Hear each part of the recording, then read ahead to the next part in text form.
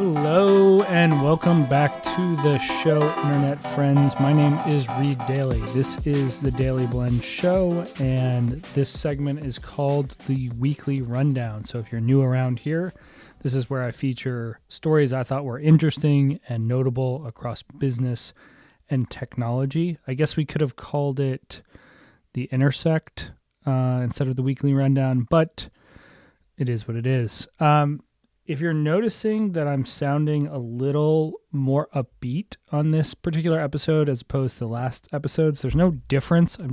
I typically record this down in the morning, and I'm recording this in the evening. I also have a little bit of the new Terramana tequila, so this might be good. All right, enough about me, my love of all things tequila, and particularly Terramana tequila, which is the Rocks tequila. If you like Casamigos, for $10 less, you get this. It tastes pretty much the same. So hats off to the Rock, but we're not here to talk about tequila. We're here to talk about business and technology. So we've got a bunch of stories lined up. First, we're going to talk about Amazon further penetrates the retail space, getting paid on social. Headsets are coming everywhere. You know, it's player one kind of attitude. Planning your 2022, even though we're already about a month into it. And then some really fun things that are happening with board games. So the first story is really talking about Amazon jumping into the physical store location game. And so for a number of years, Amazon's tried to get into the fashion space. I thought, when Trunk Club came out, Amazon was going to gobble them up just because it was like personalized shopping. And I thought there was probably an algorithm that could do this. And I've sort of talked about that on this show before. What's interesting here is, obviously, we know everything about Amazon in terms of their warehouse management, the supply chain logistics, their Go stores, which is basically like a 7-Eleven that you walk in with a QR code on your phone, you grab stuff and go. It's like creepily cool.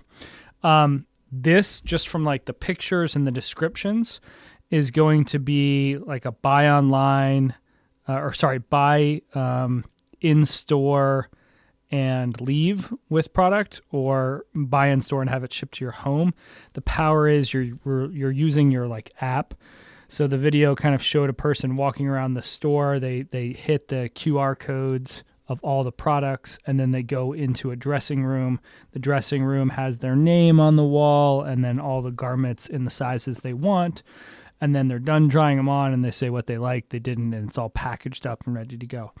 I remember doing a retail digital transformation project 10 years ago, let's say, and the biggest challenge was like buy online, pick up in store, and tracking foot traffic. And this just blows it out of the water. So I think I love fashion and I love clothes, but I also recognize a lot of the clothes are becoming commoditized, especially for men, right? There's like certain brands, but at the core, it's like pants and vests and jackets and pullovers. And it's like, pick your flavor. Are you West Coast? Are you an East Coast? Are you down South? And then just find your flavors, your colors, and just, shop kind of like your core versus your non-core. So for men, it's a little easier, but for women, this is a really cool experience. Well, let's be honest. It's a cool experience for both. I would love to go try this on and kind of try this out, I guess, and just see how it works.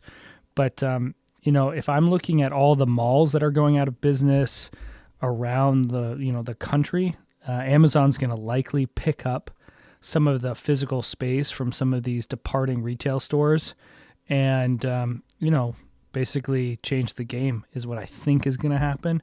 It'll be interesting to see if the consumer can identify with Amazon as, someone that, provides fashion advice or where they want to shop for like high-end clothing.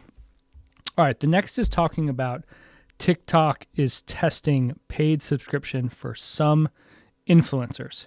So Instagram introduced paid subscriptions for Facebook pages a couple years ago and is now testing rolling them out for Instagram too.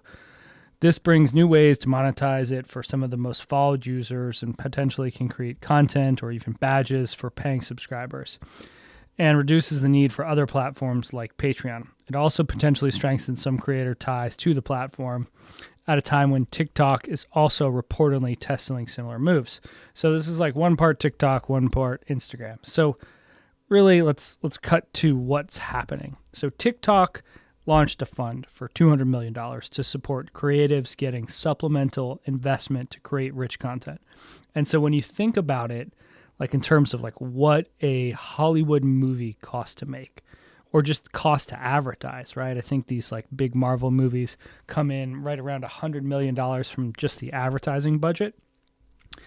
And you've got a global platform in TikTok and a global platform in YouTube who's also kind of doing a similar tactic.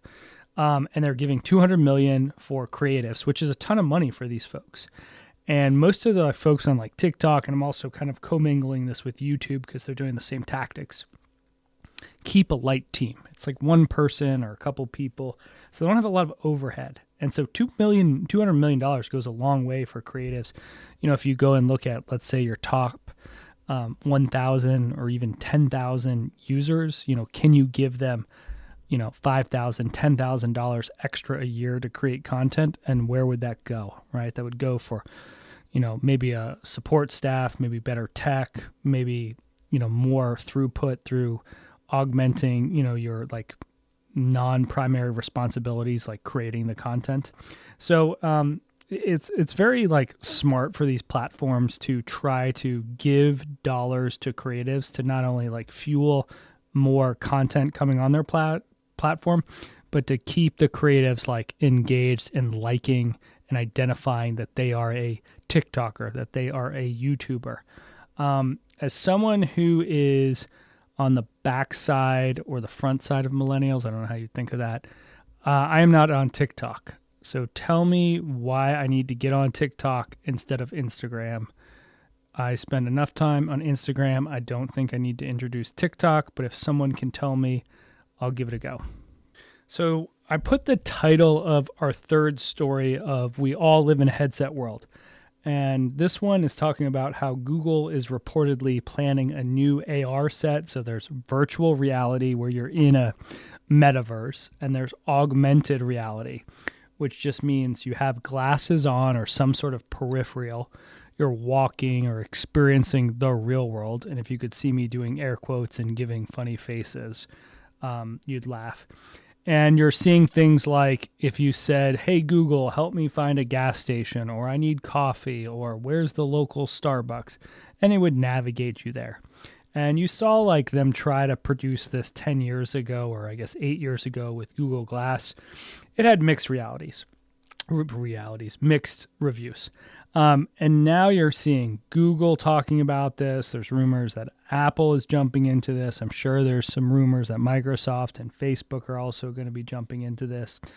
And I just think it's going to be kind of cool, quite frankly. It's like I'm walking down the street, and instead of looking at my phone, I can see things coming or get directions, or like when I'm talking to a person, maybe like their profile pops up of like their name, their kids' names, their interest, almost like a micro CRM. So as someone who's like a super techie, who also has a pretty bad memory, I love the idea of AR sets, and I'm, you know, looking forward to seeing what everyone comes out with. You would assume Google is going to be more open platform and search, whereas Apple is going to be more about your personal information. But yeah, it was an interesting article that the Verge put out, and it'll be cool to see what comes out. So the next story is talking about Facebook at work or workplace, which is Meta. I'm just crushing names here. Answer to, I guess you would call it Teams, Work Viva, or Work Vivo, which we've covered on this show before. But the report was that a private equity group wanted to carve out this basically billion-dollar idea from Facebook to have a Facebook experience for the corporate world. And it's, when I think of it, competes directly with what Teams is doing, SharePoint, Yammer, all these other products are doing. But what's interesting is like, I'm guessing if I had a crystal ball of priorities and funding, the metaverse and meta, like living in the meta world of Facebook is probably really important. But if you think a couple years down the road, right, you've got almost like a player one situation for work where people don't just log into a computer, they put on a headset and they interact with their colleagues. And just the way that the world is going, I would imagine you kind of like pick your avatar, or all the avatars kind of look the same, and you interact that way. So like you could definitely see that give kind of the metaverse a few years in the non-commercial space, right, in the consumer space, and then bring it into the commercial space, and it's pretty powerful. So, I could see them carving it out, right, and gives them $1 billion of dollars. But I also could see them just holding on to this and slowly investing. I've never used this solution. When it did come out, I was very excited, and I had wished a company I work with or that I had exposure to would have used it. And obviously they've got, a nice valuation. So it will be interesting to see how they grow and how they try to challenge Microsoft and others, even I guess you could argue Slack at Salesforce in this space. Shazamming your thoughts. Did you ever think you would hear that out of my mouth or anyone else's? I actually sort of thought maybe one day, possibly, but the Weavit is the name of the company, and they've got a new app that is quote unquote Shazam for your thoughts. And they want to offer people a different way to capture and create their thoughts in a note-taking tool with a press of the button. And I haven't used it yet. I signed up for their beta, but I'm one that like I have my work device and my personal device. And so on like my personal device, my workflow is I use notes and folders for different topics. And then I have my to-do app with Asana and the Microsoft To-Do app. And that's kind of like my workflow, and I do it very, very much based on categories. I know a lot of people use Evernote, and then for my day job, I use OneNote, which is like the greatest search ever. So I'm kind of interested how like tagging goes with Weavit, and I'll be interested to see this. But anyone who can like help me think through my thoughts and maybe help prioritize things, or bring different ideas together and like kind of synthesize those, is someone I'm interested in like spending a little more time getting to know their app and service.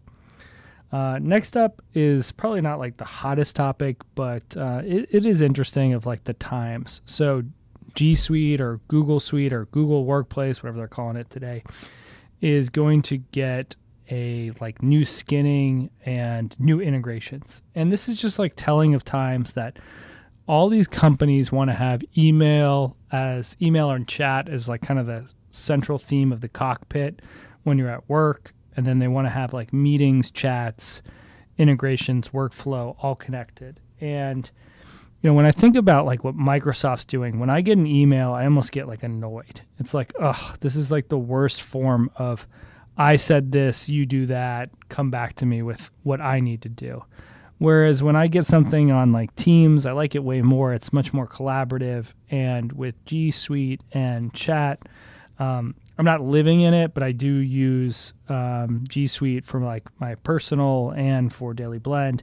And so I see the functionalities. And from a collaboration standpoint, it's like it's almost stripped down to what's available with Microsoft at this point. At one point, it was like way more advanced.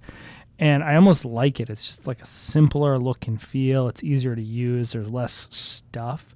So I'm pleased to see that Google is continuing to invest in this.